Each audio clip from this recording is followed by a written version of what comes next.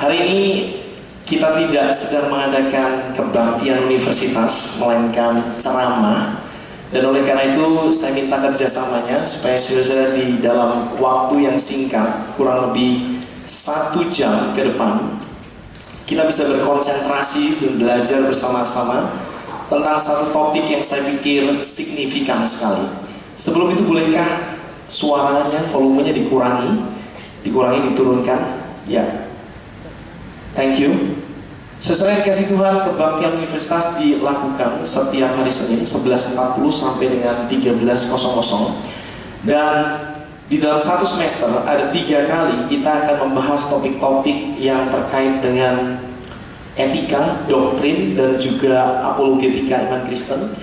Dan untuk semester ini kita belajar tentang apa yang di dalam dunia teologi disebut dengan teologia agama-agama. Bagaimana kita menganalisis begitu banyak kemunculan agama atau fakta pluralitas agama. Seri ini dengan demikian adalah seri yang pertama, dan nanti yang kedua dan ketiga akan dilanjutkan oleh pembicara yang lain. Sebelum kita mulai, saya mau undang kita satu di dalam doa bersama-sama dengan saya, saudara. Bapa di surga, kami datang siang hari ini ke dalam tangan-Mu. Kami mau menyerahkan supaya apa yang akan kami dengar dan kami pelajari siang hari ini boleh menolong kami, bahkan mungkin menggelisahkan kami untuk mencari kebenaran dan berharap anugerah-Mu untuk menangkap kami dan menarik kami ke dalam kebenaran-Mu.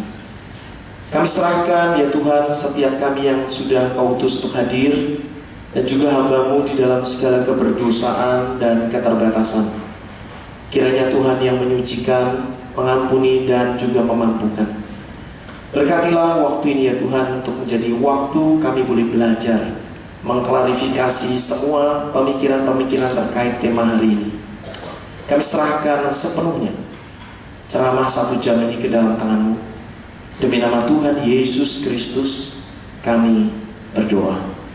Amin.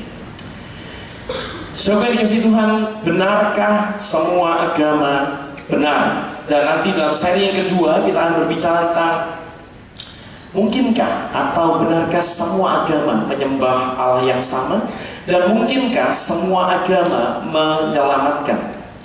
Saya selalu memulai sesi ini dengan cuplikan dari film yang saya gandrungi dan saya sangat suka sekali, saudara, yaitu film Life of Pi. Film Life of Pi adalah film yang terkenal dan mungkin sebagian di antara Anda sudah menyaksikannya. Bolehkah saya tahu berapa banyak yang menyaksikan film ini? Angkat tangan saudara. Lebih tinggi dong. Tegak lurus kalau boleh. Wow. Saya kalau melihat tangan yang terangkat dari depan, terima kasih. Kesan saya ini adalah sekitar mungkin 70% Anda sudah menyaksikan film ini. Luar biasa. Ini memang film yang sangat menarik, saudara. Namun sayangnya ada banyak orang yang ketika menyaksikan film ini berpikir bahwa ini adalah film tentang perjuangan hidup, persahabatan manusia dengan harimau. Lebih dalam dari itu sebenarnya, film ini adalah film tentang pluralisme agama. Film yang mengajarkan tentang satu perspektif memandang agama-agama. Bagi saudara yang belum sempat menyaksikan film ini, saya mendorong saudara untuk menyaksikannya. Dan nanti saudara yang sudah menyaksikan, saya dorong saudara untuk menyaksikannya 1 kali lagi dengan cara berpikir yang baru.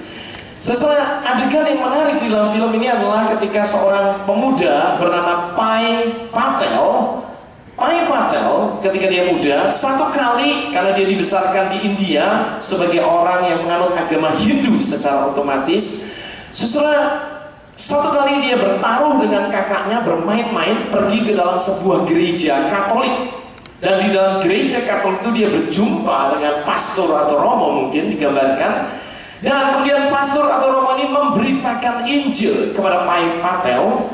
Awalnya Pai tidak bisa percaya dengan ajaran Katolik, bahwa Yesus Kristus adalah Allah yang menjadi manusia, mati di atas kayu salib untuk menebus dosa kita dan bangkit untuk membenarkan seluruh ajarannya dan memberikan harapan bagi kita di dalam kehidupan ini. Pai awalnya tidak bisa menerima dengan mudah ajaran ini, namun kemudian Pai akhirnya tertarik dengan kasih Kristus yang digambarkan dengan jelas di dalam kisah kekristenan ini. Pai pada malam hari berdoa kepada Dewa Wisnu. Terima kasih Wisnu, karena Engkau telah memperkenalkanku kepada Kristus. Saya datang kepada iman melalui Hinduisme, namun saya menemukan kasih Allah melalui Kristus. Tetapi Allah belum berhenti dengan saya. Allah masih bekerja di dalam cara-cara yang misterius, dan kali ini Dia memperkenalkan dirinya lagi. Kali ini dengan nama Allah. Stop sampai di sana. Setelah Pai menjadi Hindu sekaligus Katolik, dia tidak berhenti memang. Satu kali dia melewati sebuah masjid dan sedang ada orang yang sholat berjamaah. Dan ketika dia mendengarkan panggilan ibadah itu, dia pun ikut masuk dan berdoa dan sholat bersama-sama. Dan dia menjadi Muslim juga. Maka kemudian dikatakan, Allahu Akbar. Bahasa Arab saya tidak pernah sangat baik, tetapi suara dan perasaan yang ditimbulkan dari panggilan ibadah atau kata-kata itu membawa saya lebih dekat kepada Allah. Dan di dalam menjalankan sholat, tanah yang saya sentuh menjadi tanah yang suci, dan saya bisa mengalami atau merasakan ketenangan dan persaudaraan. Inilah dia, Pai Patel, satu pemuda percaya 3 agama sekaligus. Dan ini menimbulkan satu dialog yang menarik dalam film itu, karena ketika satu kali dia sedang bergumul untuk dibaptis menjadi orang Kristen, Pai Patel, orang India ini, dalam meja makan di rumahnya itu dia berdialog dengan ayahnya, ibunya, dan kakaknya. Kakaknya menggoda dia. Kalau kamu sekarang sudah menjadi Hindu, Katolik, dan Muslim, coba kalau bisa ditambah aja beberapa agama sekaligus, maka hidupmu akan kamu habiskan di dalam liburan. Kalau liburan Hindu ikut libur, liburan Katolik ikut libur, liburan Islam ikut libur, tambah aja sekalian Buddha, Jainisme, dan lain sebagainya misalnya. Jadi kakaknya menggoda dia. Namun ada satu kalimat yang menarik yang diucapkan oleh ayah dari Pai Patel. Ayahnya bernama Santos Patel. Ayahnya berkata kepada anaknya yang sedang mencari kebenaran. Dia sendiri berkata pada istrinya bernama Gita atau ibu dari Pai Patel. No Gita, Ravi has a point. You cannot follow 3 different religions at the same time, Bisin. Kamu tidak dapat mengikuti 3 agama secara bersamaan, Pai. Mengapa demikian, saudara? Inilah kalimat yang terkenal di dalam film Life of Pai. Saya ingin Anda hafalkan ini. Because believing in everything at the same time is the same as not believing in anything at all. Karena mempercayai segala sesuatu pada waktu yang bersamaan itu sama dengan tidak percaya apapun. Kalau Anda mempercayai segala agama, Anda mempercayai bahwa semua agama pada hakikatnya mengajarkan ajaran yang sama, Anda sedang menciptakan agama baru. Agama-agama tidak sama. Nah, ada pertanyaan yang relevan susah di dalam diskusi kita membahas tentang pluralitas agama ini, fakta kemajemukan agama ini. Pertanyaan yang sering muncul adalah pertanyaan terkait Allah. Misalnya, benarkah semua agama sebenarnya menyembah Allah yang sama walaupun dalam sebutan yang berbeda-beda? Ini adalah theological question, pertanyaan teologis tentang Allah, theos. Kedua, keselamatan. Benarkah sebenarnya semua agama itu efektif dan memiliki kapasitas yang sama untuk menyelamatkan umatnya masing-masing? Dan sebenarnya apakah definisi keselamatan dari setiap agama? Mark Haim, seorang teolog, menulis buku Salvations with plural S. Maksudnya adalah keselamatan-keselamatan. Dan dia berargumentasi bahwa makna keselamatan di dalam agama Buddha, Hindu, Kristen, Islam misalnya berbeda. Jadi tidak semua agama punya konsep keselamatan yang sama. Itulah disebut judul bukunya Salvations with S. Bukan satu jenis. Namun demikian ada banyak orang yang berpikir bahwa semua agama menyelamatkan. Semua agama benar bagi penganutnya dan menyelamatkan. Oleh karena itu pertanyaan ketiga yang penting tentu saja adalah pertanyaan tentang kebenaran. Benarkah semua agama benar? Benarkah misalnya pandangan populer bahwa semua agama sebenarnya hanya berbeda di permukaan namun sama di dalam inti ajaran, yaitu mengajarkan kebaikan dan kebenaran. Saya kira lebih dari 50% orang mahasiswa UKPetra ketika pertama kali disurvei di kelas misalnya pertemuan pertama akan setuju dengan pandangan ini, bahwa inti sari dari agama adalah mengajarkan kebaikan dan menjadikan orang baik. Well, saya tidak sepakat dengan hal itu. Nanti kita lihat mengapa. Namun demikian, saya menunjukkan bahwa analogi yang populer di dalam dunia pemahaman tentang agama-agama adalah analogi ini, saudara. Mungkin sudah melihat berbagai versinya. Agama-agama itu dipandang seperti 6 orang buta yang sedang memegang gajah yang sama. Gajah mungkin bisa dikatakan mensimbolkan Allah. Dan orang-orang yang buta ini mensimbolkan penganut agama yang berbeda-beda. Ada yang memegang kaki gajah dan berkata gajah itu seperti pohon. Ada yang memegang tubuh gajah dan berkata gajah itu seperti tembok. Ada yang memegang mungkin ekornya dan berkata gajah itu seperti tali. Ada yang memegang gajah, gadingnya dan mengatakan gajah itu seperti tombak dan seterusnya. Poinnya adalah sebenarnya mereka ini sedang memegang gajah yang sama. Namun karena mereka ini buta, memiliki keterbatasan, maka deskripsi mereka tentang gajah itu menjadi berbeda-beda, bahkan terdengar bertentangan, bukan karena mereka salah, tetapi karena mereka terbatas. Demikian pula dalam aplikasi pluralisme agama biasanya dikatakan demikian. Sebenarnya semua agama, minimum agama-agama besar, itu menyembah Allah yang sama, yaitu sang gajah dalam cerita ini. Namun karena manusia itu terbatas, semua penganut agama sebagai manusia terbatas, maka kita masing-masing mendeskripsikan Allah di dalam keterbatasan kita, sehingga hasilnya teologi masing-masing agama itu menjadi berbeda-beda, walaupun sebenarnya semuanya sedang memegang gajah yang sama atau sedang menyembah Allah yang sama. Tidak heran John Hick, Profesor John Hick adalah orang yang disebut-sebut sebagai tokoh yang paling berpengaruh di dalam teologi pluralisme agama. Jadi kalau Anda belajar filsafat agama atau teologi, Anda pasti akan kenalan dengan orang ini, John Hick. John Hick mengatakan agama-agama tidak mungkin semuanya benar secara penuh. Mungkin tidak ada yang benar secara penuh. Mungkin semua adalah benar secara sebagian. Sesuatu yang menarik sekali, karena ini dicetuskan oleh profesor filsafat yang terkemuka dan tokoh pluralisme agama, aktivis sekaligus profesor, yang mengatakan mungkin semua agama itu benar sebagian, semuanya benar. Yang pasti adalah tidak mungkin semuanya benar secara penuh. Di dalam bukunya, kulminasi dari karyanya yang berjudul An Interpretation of Religion, dia mengargumentasikan dalam waktu dan tulisan yang cukup panjang filsafat perbandingan agama untuk membuktikan poin ini.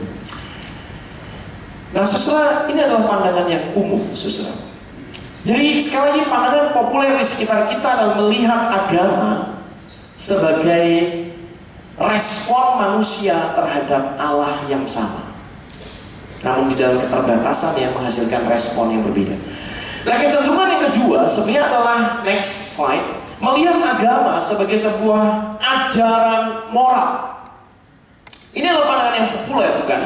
bahwa intisari ajaran agama-agama sama, yaitu mengajarkan kebaikan dan menolong manusia menjadi pribadi yang berkarakter. Maka lama-kelamaan ada kecenderungan bahwa pelajaran agama itu kalau perlu dirubah menjadi pelajaran budi pekerti saja. Karena agama terlalu bicara tentang doktrin, dan itu tidak terlalu penting. Moralitas lebih penting. Sesuai yang kasih Tuhan, next, Confucius misalnya dicatat mengucapkan kalimat ini, cintailah sesamamu manusia, kenalilah sesamamu manusia. Berikutnya, Buddha Gautama mengajarkan di dalam Dhammapada, bagian dari Tipitaka yang sangat terkenal, seperti khotbah Yesus di Bukit amat terkenal, Dhammapada, syair-syair berpasangan. Dia berkata, kalahkanlah amarah dengan cinta kasih, kalahkanlah kejahatan dengan kebajikan, kalahkanlah kekikiran dengan kemurahan hati, kalahkanlah kebohongan dengan kejujuran. Dan saya pikir tidak sulit bagi orang Kristen untuk mengatakan amin terhadap ajaran ini. Tak ada yang salah sama sekali dan kita bisa menyetujuinya. Muhammad dicatat berkata, janganlah engkau menyepelekan kebaikan sedikit pun, meski sekedar menuangkan air dari ember di bau ke bejana orang yang meminta air, dan meski sekedar berbicara dengan saudaramu dengan wajah yang berseri-seri. Kalau kita membaca dan melihat agama sebagai ajaran moral, kita akan cenderung mengamati ajaran-ajaran etika, perbuatan, berbuat baik, sehingga ini memang menggiring kita pada satu pemahaman bahwa tampaknya intisari agama itu adalah berbuat baik. Apalagi kalau kita berbicara tentang apa yang disebut dengan golden rule, aturan emas yang sangat terkenal, Yesus mengucapkan kalimat ini, segala sesuatu yang kamu kehendaki supaya orang perbuat kepadamu, perbuatlah demikian juga kepada mereka. Itulah isi seluruh hukum Taurat dan kitab para nabi. Matius 7:12. Secara positif Yesus ingin mendorong kita menempatkan diri pada posisi orang lain dan membayangkan apa yang kita harapkan orang lain perbuat kepada diri kita. Itulah yang harus kita lakukan pada orang lain. Aturan yang sangat menekankan empati, kebaikan, dan seterusnya. Menariknya, menurut John Hick, golden rule tidak unik. Di dalam Islam, Muhammad dicatat berkata, tak seorang pun menjadi orang percaya yang benar, kecuali bila ia menginginkan bagi saudaranya apa yang ia inginkan bagi dirinya sendiri. Bukankah terdengar sangat mirip? Juga demikian dengan kitab Hindu.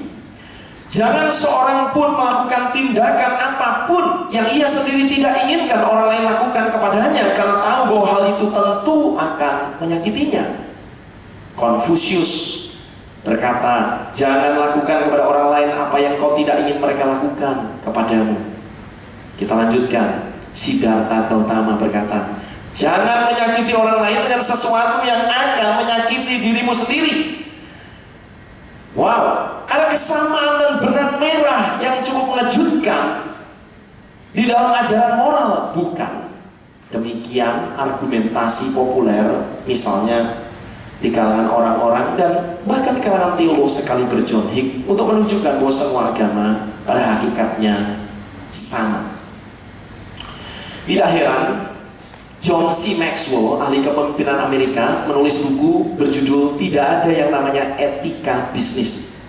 Tidak ada yang namanya etika bisnis. Semua etika itu sama, yaitu memperlakukan orang lain seperti kita sendiri ingin diperlakukan. Baik itu di dalam bisnis, di dalam dunia pendidikan, di dalam rumah tangga, pacaran, dimanapun, etika itu prinsipnya cuma satu saja. Perlakukan orang lain seperti engkau ingin diperlakukan. Barang siapa melanggar aturan itu, dia sedang melanggar moralitas yang paling dasar. Saudara kasih Tuhan, kalau kita melihat ajaran seperti Confucius, Buddha Gautama, Muhammad yang tadi sudah kita lihat bersama-sama, memang tidak heran kalau kemudian nampaknya agama itu terdengar hanya berbicara tentang moral dan moral, kebaikan dan kebaikan. Namun, Dalam seminar ini saya ingin menegaskan bahwa agama pada hakikatnya tidak hanya berbicara tentang moralitas, walaupun itu adalah unsur yang penting. Agama adalah sebuah worldview, wawasan dunia, cara pandang terhadap dunia yang mengajarkan kepercayaan-kepercayaan yang begitu spesifik tentang Allah, manusia, masalah utama manusia, solusi atas masalah utama manusia, kehidupan setelah kematian. Setiap agama memiliki ajaran yang berbeda, dan nanti saya berharap saya sanggup menunjukkan dalam waktu yang amat singkat bagaimana setiap agama punya konsep yang sangat berbeda di dalam isu-isu ini. Atau di dalam ilustrasi yang sederhana, agama-agama itu berperan seperti dokter. Setiap agama itu seperti dokter. Dokter punya konsep tentang kondisi ideal pasien, konsep tentang sehat. Dan ketika pasien datang dan merasa sakit, dia mendiagnosa dan menyimpulkan apa penyakit dan penyebabnya, lalu dia akan memberikan resep atau obat untuk menyelesaikannya, solusi. Setiap agama itu berperan seperti seorang dokter, dan menariknya nanti kita melihat setiap agama menjadi dokter yang berbeda. Di dalam cakupan seminar ini kita berbicara secara sangat cepat Buddha, Kristen, dan Islam, ketiga agama ini, dan saya sengaja memilih ini saja karena waktu keterbatasan, dan saya berharap kita bisa membahasnya dengan cepat. Saya langsung masuk dengan dokter Buddha. Maksud saya ini adalah sebuah metafora melihat agama Buddha sebagai dokter. Ajaran Buddha dikenal dengan jalan tengah, middle path, dan ini bisa kita pahami karena kisah Siddhartha Gautama adalah kisah dari satu ekstrim menuju ke ekstrim lainnya, dan kemudian berakhir pada jalan tengah. Siddhartha Gautama yang hidup 6-4 abad sebelum Masehi, abadnya, dan para ahli punya penanggalan yang berbeda-beda tentang Siddhartha Gautama. Jadi kira-kira tahun 500-an atau 400-an sebelum Masehi, adalah seorang pangeran, seorang putra dari Raja Suddhodana. Dia menikah, dia hidup di dalam kemewahan istana, dia menikah dengan Yasodhara, dia memiliki seorang putra, Rahula. Namun satu kali ketika dia keluar dari istana, ada sesuatu yang tidak pernah ia saksikan sebelumnya. Dia melihat realita penderitaan manusia. Siddhartha dikatakan melihat 4 macam penglihatan. Dia melihat orang yang tua, orang yang sakit, dan orang yang mati, dan para petapa. Siddhartha akhirnya mulai merenungkan tentang penderitaan manusia. Menjadi tua itu penderitaan, sakit itu penderitaan. Apakah penyebab penderitaan dan apakah solusi atas penderitaan manusia? Siddhartha memutuskan dalam usia 29 tahun untuk meninggalkan istri dan anaknya tanpa pamitan, karena kalau berpamitan nanti akan dicegah mungkin, dan itu akan membawa langkahnya semakin berat untuk meninggalkan istana. Maka tanpa pamitan Siddhartha meninggalkan Yasodhara istrinya dan Rahula anaknya untuk pergi untuk mencapai pencerahan. Di dalam agama Buddha ini disebut pengorbanan suci. Dan ketika dia meninggalkan istana, kemudian dia menjadi seorang petapa. Petapa di dalam sebuah aliran yang amat keras sekali, asketisme yang luar biasa, berpuasa luar biasa, makan sesedikit mungkin. Sampai satu ketika dia menyadari, ketika sudah sangat kurus dan lemas, dia menyadari bahwa hal ini tidak akan membawa dia pada pencerahan. Dan di dalam kisah Buddha dikatakan akhirnya dia menyadari jalan tengah. Dharma ajaran mulia sang Buddha mencatat dia mendengarkan satu suara. Bila tali kecapi terlalu kendur, suaranya menjadi sumbang. Bila terlalu kencang, talinya akan putus. Hanyalah bila tali tidak kendur dan tidak kencang, maka akan dihasilkan suara yang merdu. Mendengar nyanyian itu, Siddhartha menyadari bahwa ia telah terlalu kencang menarik tali kehidupannya. Penyiksaan diri yang berlebihan akan membawanya kepada kematian sebelum cita-citanya tercapai. Kehidupan kehidupan dalam istana yang dipenuhi dengan kemewahan dan pemuasan hawa nafsu duniawi salah, tapi pergi dan menjadi petapa yang menyiksa diri juga salah. Maka Siddhartha mengajarkan jalan tengah, middle path. Terakhir, pada usia 35 tahun dia mencapai pencerahan. Demikian disebut oleh agama Buddha. Dan dia setelah bermeditasi di bawah pohon, dia akan mencapai pencerahan sempurna, penerangan. Dan sejak saat itu Siddhartha disebut atau mendapatkan gelar Buddha, yang artinya the awakened one, atau orang yang mengalami kebangunan, or the enlightened one, orang yang telah mengalami pencerahan. Dan melalui cerita ini, inti sari dari agama Buddha, tema sentral dari agama Buddha adalah suffering, penderitaan, dan bagaimana cara untuk mengakhirinya sehingga kita bisa mendapatkan kehidupan yang tenang, damai, dan bahagia. Semoga segala makhluk berbahagia. Siddhartha berkata, aku hanya mengajarkan satu hal, yaitu penderitaan, dan cara mengakhiri penderitaan itu untuk mencapai keadaan damai. Dan Siddhartha telah menemukan resep atau obat atas penyakit manusia yang utama, yaitu duka, penderitaan. Penderitaan itu disebabkan oleh keinginan duniawi, hawa nafsu duniawi yang mengakibatkan kemelekatan, keterikatan terhadap hal-hal duniawi. Jikalau penderitaan disebabkan oleh keinginan-keinginan duniawi yang mengakibatkan kemelekatan, maka jalan menuju lenyapnya penderitaan adalah menghilangkan keinginan-keinginan duniawi ini. Kalau Anda mahasiswa UKPetra, kuliah di sini bertahun-tahun lalu lulus, misal setelah Anda mendapat gelar sarjana dan Anda cuma mendapatkan gaji misal UMR misalnya sekitar 3 juta saja. Anda sarjana UKPetra lalu kerja 3 juta, setelah 1 tahun masih 3,3 juta. Saya mau tanya, jawab yang keras para mahasiswa Petra, kalau Anda sarjana dari UKPetra nanti lulus gaji 3,3 juta setelah kerja, Anda menderita atau tidak? 3,3 juta menderita atau tidak? Menderita, mayoritas berkata demikian. Yang tidak berarti dia udah mungkin sangat kuat di dalam pemahaman Buddhanya. Yang mengatakan menderita, kenapa Anda menderita? Karena Anda punya terlalu banyak keinginan-keinginan duniawi. Anda ingin membeli mobil, membeli smartphone yang terkini. Keinginan-keinginan itulah yang membuat Anda menderita. Tanpa itu semua, sebenarnya Anda bisa menjalani hidup damai tanpa penderitaan.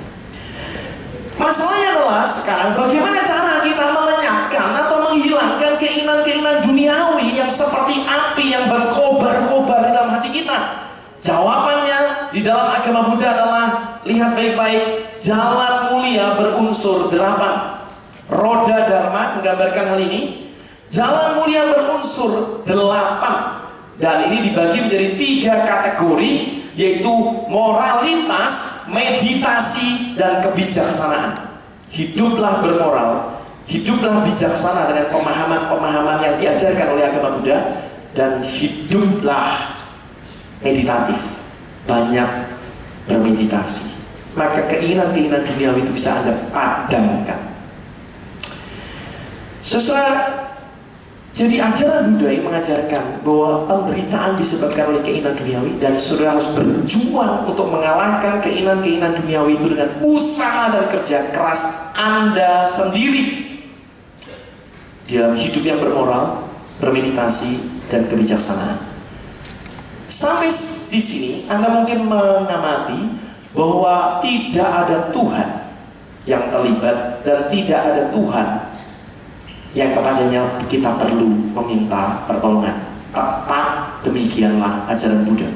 Siddhartha sendiri satu kali ditanya, siapakah engkau? Dan dia berkata dengan tegas, saya bukanlah dewa. Anda lihat di sana, ataupun makhluk halus lainnya, saya bukan dewa, juga bukan manusia pada umumnya. Ketahuilah, saya adalah Buddha yang sadar, the enlightened one, atau the awakened one. Siddhartha, saya mau tegaskan satu hal, tidak pernah mengajarkan kepada umatnya, penganutnya, pengikutnya untuk menyembah Tuhan atau berdoa dan bergantung kepada Tuhan. Dan hal ini wajar karena memang di dalam konsep dan kepercayaan Siddhartha Gautama atau ajaran Buddha yang asli, satu-satunya realitas tertinggi yang tidak berubah bukanlah Tuhan. Anda lihat ini ajaran Buddhisme tentang ketuhanan. Siddhartha berkata, para biku ada yang tidak dilahirkan, tidak menjelma, tidak tercipta, yang mutlak, dan seterusnya. Dan mungkin orang-orang yang di luar tradisi Buddha akan berpikir ini Tuhan. Tetapi sebenarnya ini berbicara tentang nirwana, bukan Tuhan. Realitas yang tertinggi adalah nirwana, bukan Tuhan. Dan nirwana tentu bukan surga. Nanti kita akan melihat hal itu. Saudara, sebuah buku yang menarik, Keyakinan Umat Buddha, yang dikarang oleh Dr. Sri Dhamananda, mengatakan dengan tegas, selama lebih dari 2500 tahun di seluruh dunia, umat Buddha telah menjalani dan memperkenalkan ajaran Buddha dengan sangat damai, tanpa perlu mendukung konsep Tuhan mencipta. Sejak zaman dahulu umat Buddha telah menjalani kehidupan religius yang damai tanpa memasukkan konsep khusus tentang Tuhan. Kami tidak percaya Tuhan. Dengan kata lain, itulah yang dikatakan oleh Dr. Sri Dhamananda. Dan jika Anda kurang yakin, sebuah buku Buddha berjudul What the Buddha Taught, karangan Walpola Rahula, seorang tokoh Buddha, mengatakan dengan tegas, according to Buddhism, our ideas of God and soul are false and empty. Menurut agama Buddha, ide-ide kita tentang Allah dan jiwa manusia itu adalah salah dan kosong. Bagi tokoh-tokoh Buddha ini, Allah itu tidak lebih dari sebuah ide, dan jiwa hanyalah ide. Dua-duanya adalah ide yang salah dan kosong. We don't believe in God. Mungkin orang yang paling tegas mengatakan itu adalah K.N. Jayatileke, seorang tokoh Buddha yang lainnya, Buddhist scholar. Dia berkata, the Buddhist is an atheist, and Buddhism in both its Theravada and Mahayana forms is atheism. Seorang pemeluk agama Buddha adalah seorang ateis, dan agama Buddha di dalam bentuk Theravada maupun bentuk Mahayana, kedua-duanya adalah ateisme. Bukan kata saya, tapi tokoh Buddha K.N. Jayatileke. Dan mungkin Anda tertarik pada Dalai Lama, seorang tokoh umat Buddha yang terkenal. Dia berkata dengan tegas, umat Buddhis tidak menerima adanya pencipta. Kami tidak percaya Allah menciptakan dunia. Orang Kristen mendasarkan filsafat pada teori tersebut. Keyakinan umat Buddha, sekali lagi mengatakan halaman 419, ajaran Buddha tidak pernah menyatakan bahwa dunia, matahari diciptakan oleh Tuhan. Dunia bukan ciptaan Tuhan. Mari kita simpulkan. Anda jangan berpikir ketika agama Buddha menolak Tuhan, dia sedang menolak Kristen dan Islam dan Yudaisme. Oh tidak. Dia sedang menolak Hindu pada saat itu. Karena saat agama Buddha lahir, belum ada Kristen. Jadi ketika itu Siddhartha sedang menolak kepercayaan Hindu, yaitu kepercayaan pada Allah yang disembah dalam Hinduisme, Brahman, dan jiwa manusia, jiwatman. Satu-satunya yang tidak berubah di dalam agama Buddha adalah nibbana. Itu sebab walaupun agama Buddha itu lahir di India, agama Buddha dianggap oleh agama Hindu, penganut agama Hindu, sebagai aliran Hindu yang menyimpang atau yang liberal. Jadi dalam textbook Hindu, agama Buddha itu dimasukkan dalam salah satu aliran Hindu yang menyimpang. K.N. Jayatileke kemudian melanjutkan. Nah ini yang menarik. Pak, saya punya banyak teman yang Buddhis, penganut agama Buddha, dan ada di ruangan ini sebagian. Dan saya percaya Tuhan, Pak. Saya pemeluk agama Buddha, KTP saya Buddha, tapi saya percaya Tuhan. Betul sekali, ada banyak orang seperti itu, kita tahu dan kita melihat itu fenomena yang umum di Indonesia dan di banyak tempat. Jawabannya adalah mengapa? Kalau ditanya, jawabannya adalah karena memang itu diizinkan. K.N. Jayatileke mengatakan, it's okay. Berdasarkan alasan-alasan pragmatis, kepercayaan akan Allah tidak dilarang dalam agama Buddha, sejauh tidak menjadi penghalang melainkan insentif bagi perkembangan moral dan rohani. Artinya begini, walaupun agama Buddha sendiri sejatinya tidak percaya Allah dan tidak menyembah pada Allah, namun kalau ada umatnya yang percaya Allah, tidak dilarang, asalkan itu membuat dia menjadi pribadi yang lebih baik. Itulah sebabnya kita menemukan fenomena Bukris yang sangat banyak, misalnya Buddha Kristen. Maksudnya adalah mengklaim diri Buddha, namun percaya Adam dan Hawa, percaya pada Tuhan, kadang-kadang bahkan percaya pada Tuhan Yesus juga, karena terlalu lama sekolah di sekolah Katolik atau Kristen. Saudara, siapakah manusia menurut agama Buddha? Satu hal yang saya ingin Anda ingat adalah manusia tidak memiliki jiwa, tidak memiliki jiwa di dalam agama Buddha. Manusia terdiri dari 5 agregat: jasmani, perasaan, persepsi, pikiran, dan kesadaran, dan tidak ada jiwa.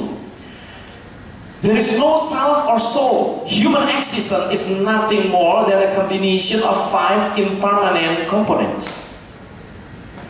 Ini adalah konsep manusia. Kita lanjutkan, kalau begitu apa masalah utama manusia? What's the main problem of humanity? Apakah masalah utama manusia? Bukan dosa. Dosa bukanlah konsep Buddha, dalam artian ketika kita mendefinisikan dosa sebagai pelanggaran terhadap Allah, tidak ada Allah di dalam agama Buddha. Ada Dewa Dewi, tapi tidak ada Allah. Jadi bukan dosa masalahnya, melainkan duka, penderitaan.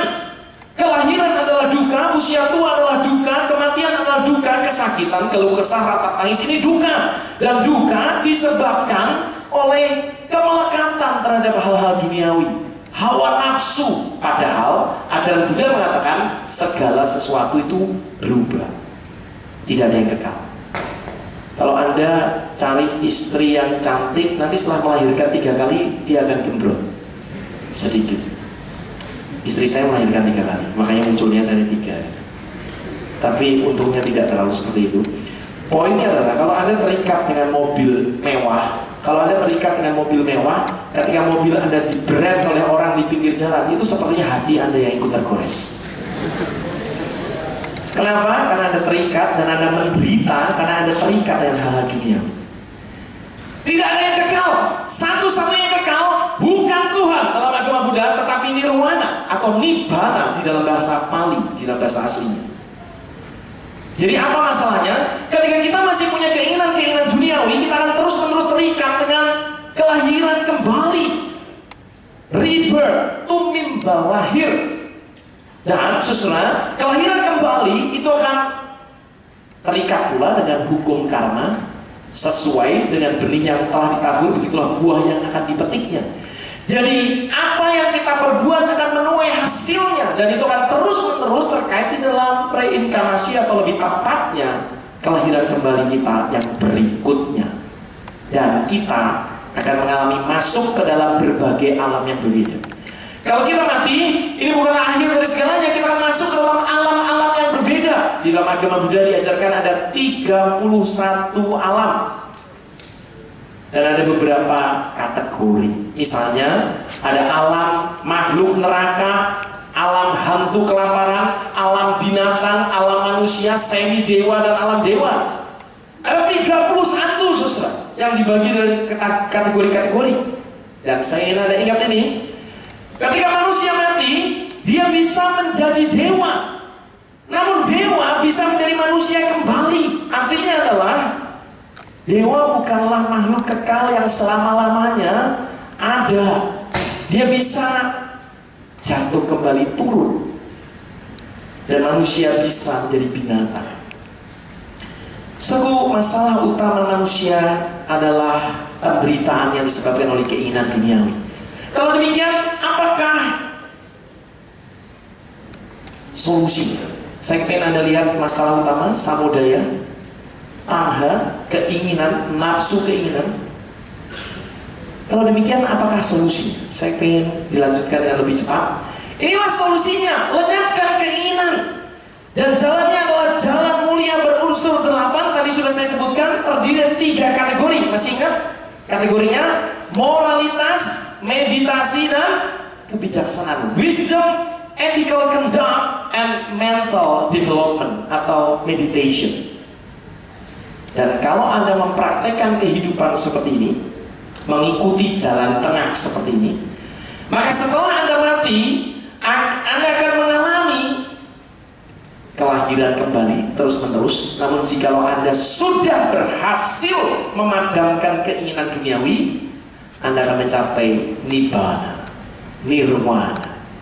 Nibbana atau nirwana arti literalnya adalah padam, yaitu padamnya keinginan-keinginan. Jadi nirwana itu arti katanya adalah padam. Dan nirwana sudah bisa dicapai ketika manusia masih hidup, atau setelah kita mati, kita mencapai parinirwana seperti Buddha itu sendiri. Sebuah dikasih Tuhan, kalau kita melihat tentang nirwana, sebenarnya ini tidak dijelaskan secara detail di dalam ajaran Buddha. Yang pasti adalah nirwana itu bukan surga. Surga dalam konsep Kristen ada Tuhan, ada kita, ada persekutuan antara kita dengan Tuhan. Di dalam nirwana, saya tegaskan tidak ada Tuhan, karena nirwana memang bukan surga. Di dalam kitab Dhammapada bab yang ke-25 dikatakan, biku yang hidup penuh kegembiraan, memupuk keyakinan dalam agama Buddha, niscaya akan meraih keadaan damai. Nibbana diterjemahkan keadaan damai. Inilah cita-cita tertinggi dari agama Buddha. Cita-cita tertinggi dari agama Buddha bukan masuk surga, melainkan mencapai nirwana. Dan jalan menuju ke sana adalah melalui diri sendiri, yaitu menjalani jalan tengah. No one saves us but ourselves. No one can and no one may. We ourselves must walk the path. Kita sendiri harus menjalani jalan itu. Tidak ada Tuhan juru selamat. Ini adalah ajaran Buddha minimum di dalam aliran Theravada Buddhism, yang merupakan ajaran tua-tua, ajaran para Thera. Siddhartha sendiri meninggal pada usia 80 tahun. Setelah 35 tahun dia mencapai pencerahan, dan 45 tahun dia membabarkan Dharma, menyebarkan ajaran Buddha. 80 tahun dia meninggal, dan dipercaya oleh umat Buddha mencapai parinirwana, merealisasi, bebas dari tumimbal lahir. Dan Anda lihat ini cuplikan dari video The Life of Buddha. Jalan menuju nirwana, next slide, ada di pikiran kita masing-masing. Jalan menuju ke nirwana ada di dalam pikiran masing-masing. Mengapa demikian? Sederhana. Karena jikalau jalan menuju pada nirwana adalah moralitas, meditasi, dan kebijaksanaan, untuk menjadi bijak Anda harus mengisi pikiran dengan paham-paham Buddha. Untuk bisa bermeditasi Anda harus menguasai pikiran. Untuk Anda bisa menjadi orang yang bermoral baik, Anda harus mulai dengan pikiran. Maka nirwana dicapai dengan pengendalian pikiran dan usaha manusia. Mari kita rangkumkan ajaran Buddha. Konsep Allah, agama Buddha adalah agama yang mengklaim sebagai agama non-teis, artinya tidak berpusat pada Allah. Beberapa tokoh Buddha dengan jujur, dengan terus terang mengakui kami ateis. Namun kami bukan naturalis. Naturalis artinya tidak percaya yang supranatural. Agama Buddha percaya supranatural, namun tidak percaya Tuhan pencipta. Manusia tidak memiliki jiwa, manusia terdiri dari unsur-unsur fisik dan mental, 5 agregat. Masalah utama manusia bukan dosa, melainkan penderitaan yang disebabkan oleh keinginan duniawi. Dan solusinya adalah jalan mulia berunsur 8, 3 kategori: moralitas, meditasi, dan kebijaksanaan. Kehidupan setelah kematian adalah rebirth, kelahiran kembali terus-menerus di dalam 31 alam, atau kalau kita berhasil lepas, kita akan mencapai nirwana. Itulah Buddha. Kenapa kita bahas Buddha? Karena itu mendahului Kristen secara kronologis. Sekarang kita akan masuk secara cepat di dalam agama Kristen. Jikalau nanti Islam tidak keburu, saya akan berfokus pada Kristen saja dan Buddha untuk menunjukkan perbedaannya. Sesuai kekristenan bisa kita sebut sebagai jalan sempit, narrow path. Kenapa? Yesus sendiri berkata dalam Matius 7 ayat 13-14, masuklah melalui pintu yang sesak itu, karena lebarlah pintu dan luaslah jalan yang menuju pada kebinasaan, dan banyak orang yang masuk melaluinya.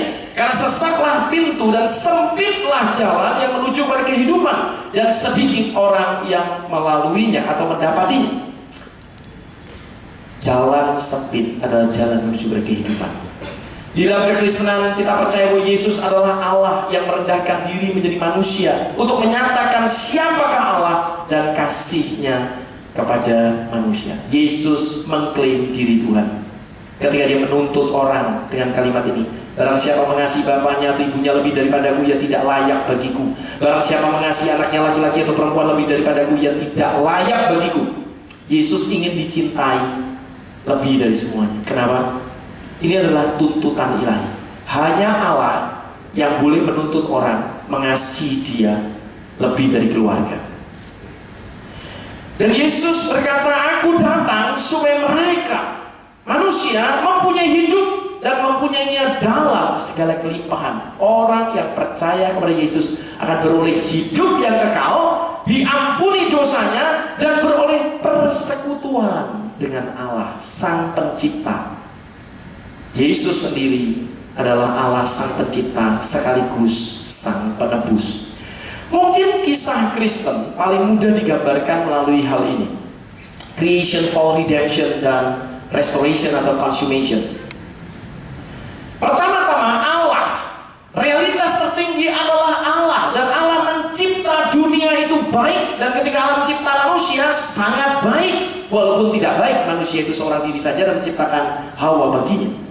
Namun manusia jatuh ke dalam dosa, dan dosa itu adalah ketidaktaatan, pemberontakan kepada Allah. Inilah masalah utama manusia. Namun Allah Sang Pencipta adalah Allah yang penuh kasih, yang ingin memulihkan ciptaannya. Dan Dia datang di dalam Yesus Kristus.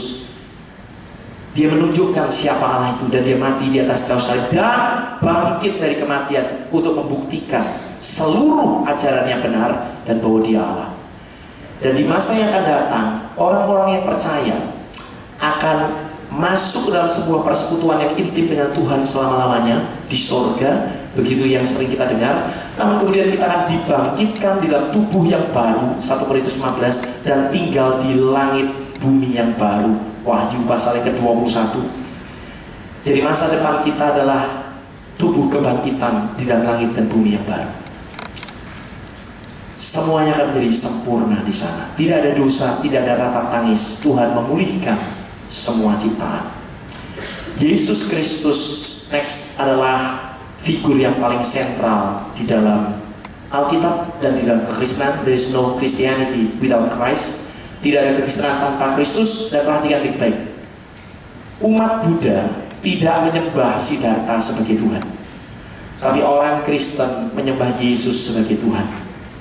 Umat Islam tidak menyembah Muhammad sebagai Tuhan. Jadi posisi Yesus di dalam agama-agama ini berbeda dengan posisi para tokoh agama ini masing-masing.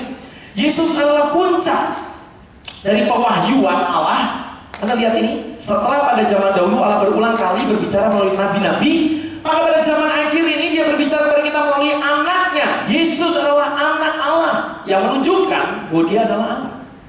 Dan Dia intim dengan pribadi pertama dalam Tritunggal, yaitu Bapa. Yesus menyingkatkan siapa Allah dengan Dia menjadi manusia. Nabi ditutup dengan anak Allah. Inilah konsep Kristen. Semua dikasih Tuhan.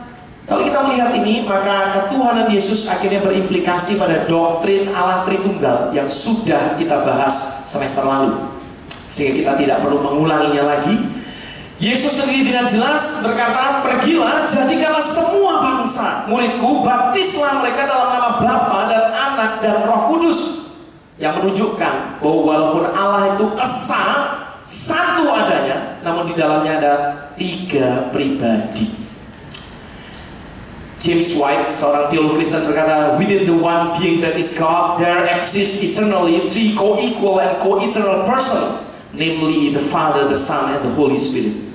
Di dalam Allah yang keberadaannya satu itu ada 3 pribadi yang sama-sama kekal dan setara, yaitu Bapa, Putra, dan Roh Kudus. Manusia di dalam konsep Kristen, saudara, adalah gambaran rupa Allah. Dia bukan sekedar monyet yang termodifikasi. Manusia adalah gambaran rupa Allah yang mirip dengan Allah dan bukan mirip dengan binatang. Dan diciptakan Allah untuk memancarkan kemuliaan Allah, namun telah jatuh ke dalam dosa. Inilah masalah utama manusia, memberontak terhadap Allah. Masalah utama manusia menurut Kristen bukanlah keinginan duniawi, tetapi memberontak kepada Allah yang membuat kita memiliki banyak keinginan duniawi yang tidak selaras dengan kehendak Allah. Dan dosa dalam Kristen ini bukanlah masalah perbuatan belaka. Dosa adalah masalah status, bahwa kita telah dipandang jatuh oleh Allah. Karena Adam ketika jatuh dalam dosa, dia mewakili seluruh umat manusia. Seluruh benih manusia ada di dalam diri Adam. Ketika Adam jatuh, manusia secara status ikut jatuh. Dan dosa adalah sebuah ikatan. Saya mau tanya dengan jujur kepada saudara, jawab dengan keras, mana yang lebih mudah, berbuat baik atau berbuat jahat? Mana yang lebih mudah? Berbuat jahat. Untuk berbuat baik kita perlu menyangkal diri, dan itu menunjukkan bahwa kita memiliki ikatan terhadap dosa. Natur, sifat dosa itu mendominasi kita. Maka dosa bukan hanya perbuatan. Memang pada akhirnya dosa adalah sebuah keputusan, perbuatan, namun itu juga sebuah sifat di dalam diri yang kita bawa sejak lahir. Soalnya dikasih Tuhan, jangan salah. Menurut orang Kristen atau teologi Kristen, manusia berdosa masih bisa berbuat baik, namun semua kebaikan itu tidak memperkenankan Allah. Kenapa? Karena Allah itu sempurna dan dia menuntut kesempurnaan.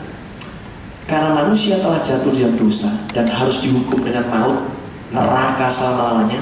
Namun Allah itu penuh dengan kasih. Maka Allah yang penuh dengan kasih, yang sekaligus juga adil, yang harus menghukum manusia, dia datang ke dalam dunia menjadi manusia yang hidup suci karena dia Allah, dan dia mau menanggung penghukuman yang seharusnya kita tanggung. Dia adalah Allah yang penuh kasih. Dia adalah Allah yang berkorban untuk orang berdosa. Saya kira inilah yang menarik. Di dalam agama Buddha tidak ada Allah yang disembah sebagai Tuhan. Dan agama Buddha ingin menghindari duka, penderitaan. Tetapi di dalam kekristenan, Allah justru datang untuk mengalami duka, mengalami penderitaan. Bukan karena keinginan duniawi, bukan karena kesalahan, tetapi Allah datang untuk mengalami penderitaan manusia demi kasihnya kepada manusia. Oleh karena itu, saudara yang kasih Tuhan, kekristenan sangat berbeda dalam hal yang sangat basic dengan Buddhisme. Dan inilah yang dijanjikan oleh Tuhan Yesus kepada semua orang yang percaya kepadanya, bahwa dia akan bangkit dan akan tinggal di langit dan bumi yang baru sesuai kesaksian Wahyu. Yesus berkata, saya ingin kutipkan ayat ini, Yohanes 11 ayat 25-26. Akulah kebangkitan dan hidup. Barang siapa percaya kepadaku, ia akan hidup walaupun ia sudah mati. Dan setiap orang yang hidup dan yang percaya kepadaku, ia tidak akan mati selama-lamanya. Percayakah engkau akan hal ini? Yohanes 14 ayat 6, Yesus berkata, akulah jalan dan kebenaran dan hidup. Tidak ada seorang pun yang datang kepada Bapa kalau tidak melalui aku. Mari kita simpulkan. Agama Kristen mengajarkan ada Allah. Dia adalah Allah yang esa, Ehad. Namun di dalam keesaannya ada pluralitas pribadi yang saling mengasihi dari sejak kekalan. Maka konsep ini disebut Allah Trinitas, Tritunggal, Trinitarian Monotheism. Manusia adalah mirip dengan Allah, maka disebut gambar Allah. Masalah utama manusia adalah pemberontakan terhadap Tuhan, dan solusinya adalah penebusan di dalam Yesus Kristus, karena dia adalah Allah Sang Pencipta yang menjadi penebus kita. Dan ketika kita mati, ada dua opsi, yaitu terpisah dari Allah selama-lamanya atau bersama dengan Allah selama-lamanya. Terpisah dari Allah selama-lamanya itulah neraka, bersama dengan Allah selama-lamanya itulah surga dan langit dan bumi yang baru di dalam tubuh kebangkitan. Saudara dikasih Tuhan, Islam datang kurang lebih 500 tahun setelah Kristen. Dan kalau Yesus dalam kitab Ibrani digambarkan nabi-nabi anak Allah datang, Islam berkata tidak. Agama Kristen bukanlah akhir.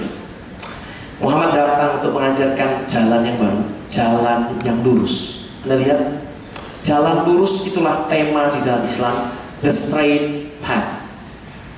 Ada sebuah buku teologi tentang Islam judulnya Jalan Lurus. Kenapa demikian? Di dalam doa yang diucapkan oleh Muslim, surah Al-Fatihah, surah yang pertama, Anda lihat, inilah doa umat Muslim.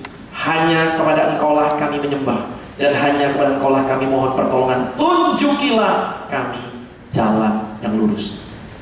Islam kemudian diklaim sebagai jalan yang lurus, dan sebagai implikasinya Kristen adalah jalan yang menyimpang. Sobat dikasih Tuhan, kisah Islam itu dimulai dengan Muhammad bin Abdullah, artinya Muhammad putra Abdullah. Abdullah ayahnya, Abdullah anak dari Abdul Muthalib. Dari seorang pekerja biasa, Muhammad mengklaim mendapatkan wahyu dan menjadi nabi, bahkan menjadi pemimpin agama, militer, politik, semuanya di kota Medina atau Yathrib pada masa itu. Muhammad mengklaim diri sebagai nabi terakhir. Sejatinya Islam itu bukanlah agama yang dibawa oleh Muhammad. Menurut teologi Islam, Islam sudah ada sejak Adam. Adam itu Muslim, Ibrahim itu Muslim. Muhammad hanyalah nabi yang terakhir. Di dalam konsep Kristen, nabi-nabi anak Allah datang. Di dalam konsep Islam, nabi terakhir datang, Muhammad.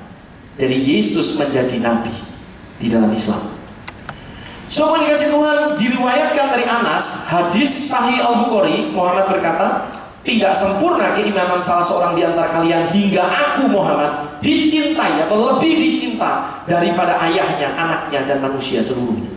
Muhammad meminta agar pengikutnya, sahabat-sahabatnya mencintai dia lebih dari keluarga. Bandingkan dengan Yesus Kristus sebelumnya. Muhammad lahir di Mekah, besar di Mekah, dan ketika dia menjadi nabi pada usia 40 tahun pada 610 pada peristiwa Gua Hira, dia kemudian melanjutkan berdakwah di Mekah selama 13 tahun, tahun 610 sampai 622. Namun tampaknya selama 13 tahun berdakwah dia mendapatkan tidak banyak pengikut, ratusan saja, dan mendapatkan perlawanan sehingga dia harus hijrah bermigrasi ke Yathrib atau kota Medina. Di Madinah lah Muhammad mendapatkan kesuksesan yang luar biasa dan menjadikan akhirnya seluruh Arab kemudian menganut Islam. Dan perhatikan, di dalam periode Madinah inilah salah satu kejadian yang penting adalah dari Madinah Muhammad membawa sedikitnya 10.000 pasukan tentara Islam untuk menaklukkan kota Mekah yang dulu menolak dia. Banyak di antara mereka menolak dia. Pas sekarang ini menjadi kota suci. Tema utama di dalam Islam adalah aku bersaksi tiada Tuhan atau tiada ilah selain Allah, dan Nabi Muhammad atau Muhammad adalah utusan Allah. Menariknya bendera ISIS di sana juga mempunyai moto dan kepercayaan yang sama, syahadat Islam. Jadi di dalam konsep Islam, lebih cepat, Musa adalah Muslim, Daud adalah seorang Muslim, Isa Al-Masih adalah Muslim, Muhammad adalah Muslim. Muslim artinya orang yang tunduk kepada Allah. Dan menurut Muhammad, semua itu Muslim. Mulai dari Adam itu Muslim. Musa diberikan Taurat, Daud diberikan Zabur, Isa diberikan Injil, Muhammad diberikan Al-Quran. Inilah yang final. Dan khusus untuk nabi-nabi sebelumnya, mereka itu nabi lokal, hanya untuk satu bangsa. Tetapi khusus Muhammad, dia adalah rahmat bagi semesta alam. Dia adalah nabi bagi seluruh dunia. Ketuhanan di dalam Islam sangat jelas bahwa Islam percaya Allah itu hanya satu, tidak diperanakan, tidak memperanakan.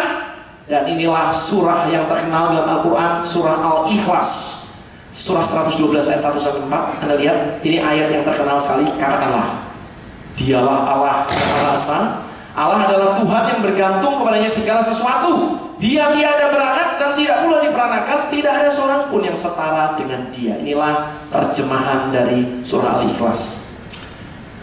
Itu sebabnya bagi Muslim, konsep bahwa Allah memiliki anak itu tentu sangat ditolak, karena pada saat itu ada banyak dewa-dewi. Mungkin bisa dibantu.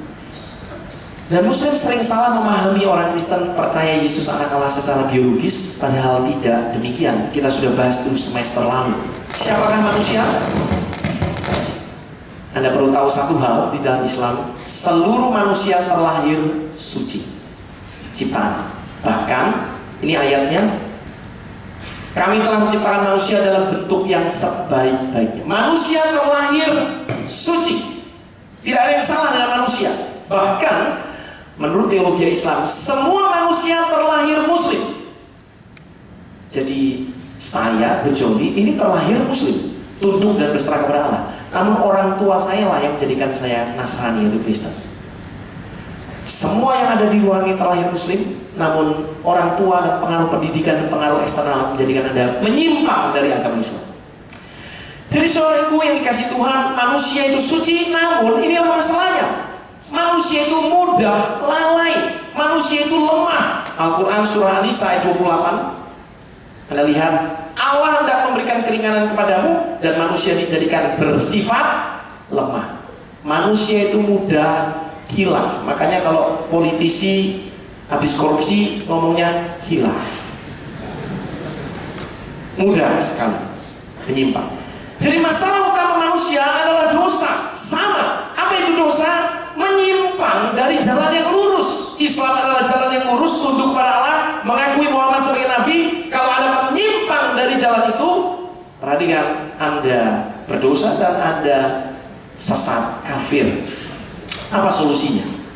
Solusinya sederhana. Kalau ini jalan yang lurus, Anda menyimpang, Anda harus kembali ke jalan yang lurus.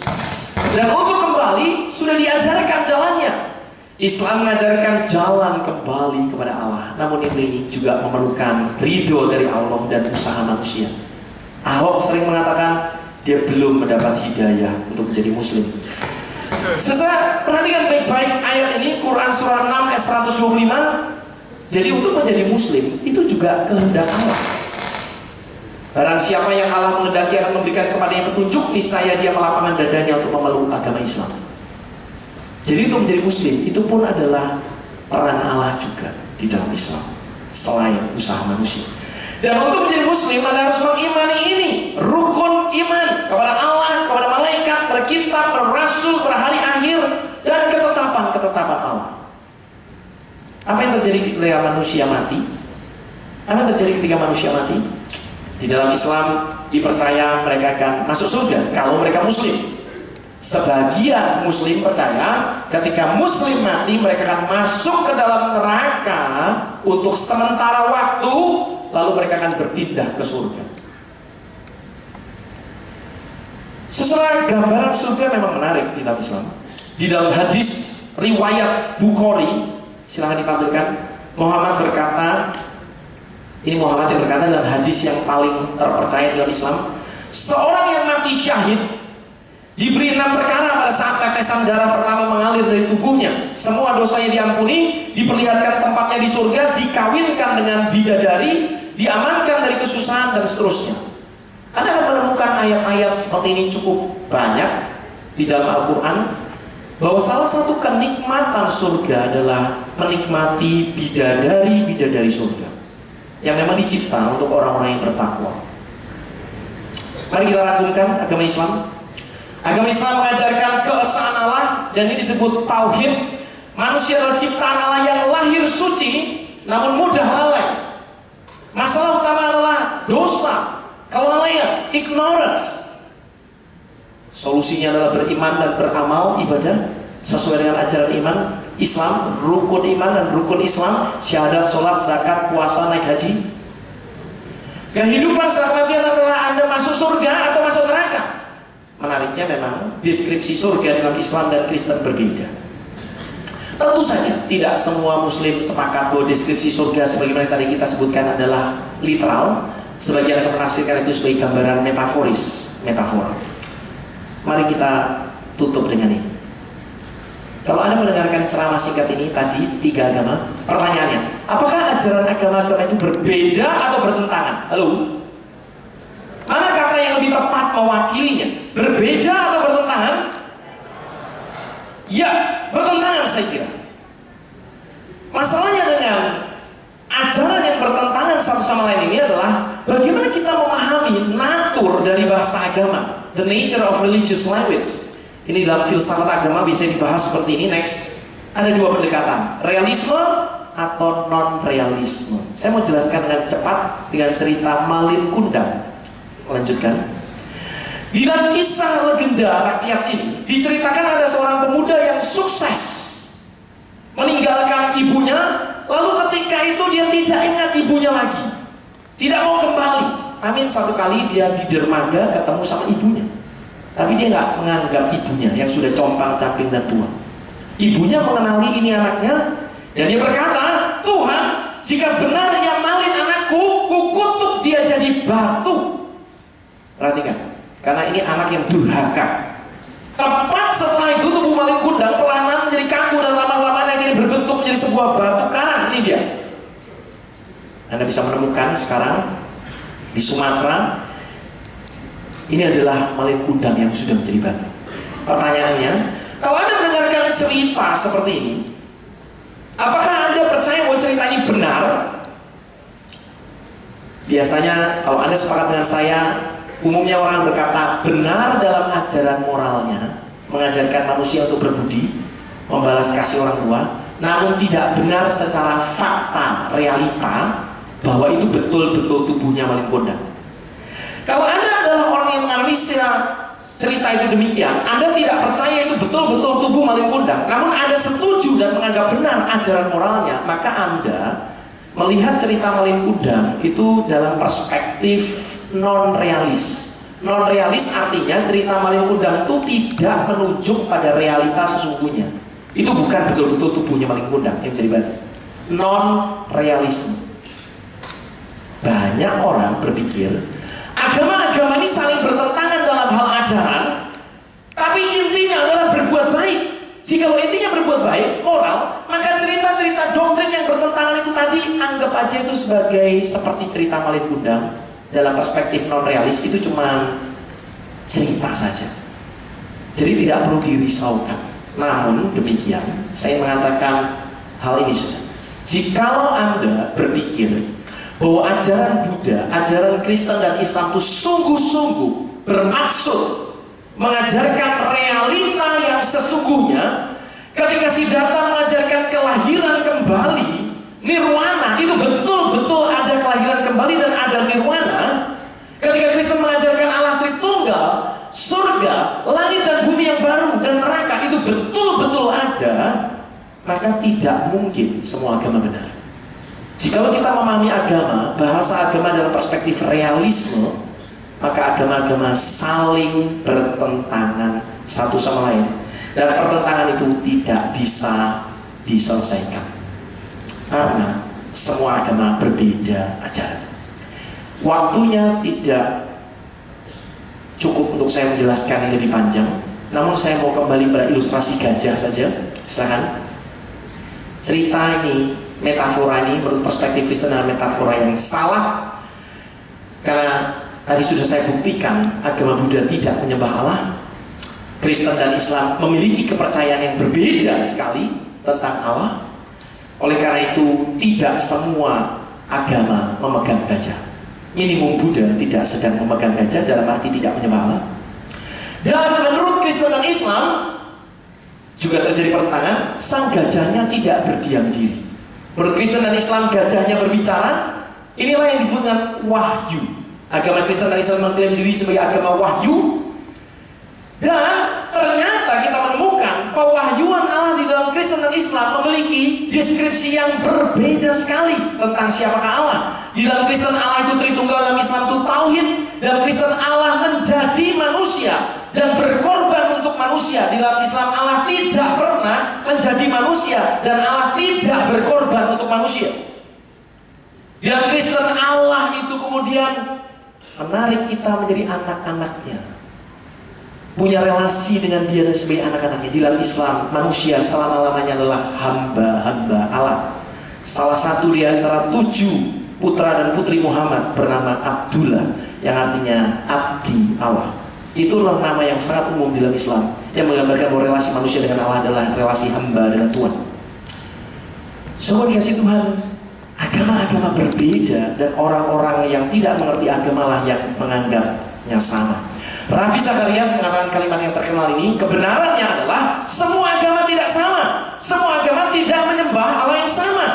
Semua agama juga tidak berkata bahwa semua agama sama. Kenyataannya bahkan beberapa agama bahkan tidak percaya Allah. So, saya mau tutup sampai di sini.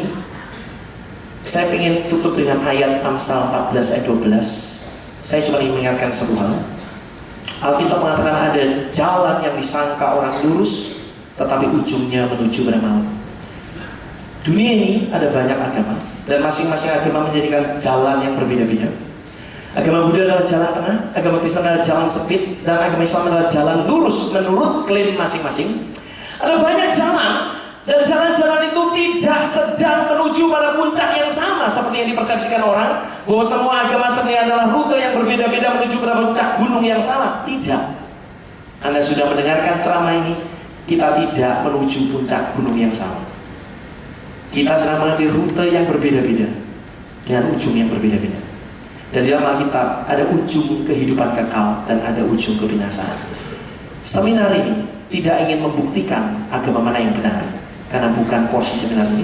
Saya cuma menantang kepada saudara yang sudah mendengarkan untuk berpikir secara serius. Apapun yang Anda percayai, religion matters. Agama itu penting, karena kepercayaan Anda akan membawa Anda pada ujung yang berbeda. Terima kasih, Tuhan Yesus memberkati kita. Thank you.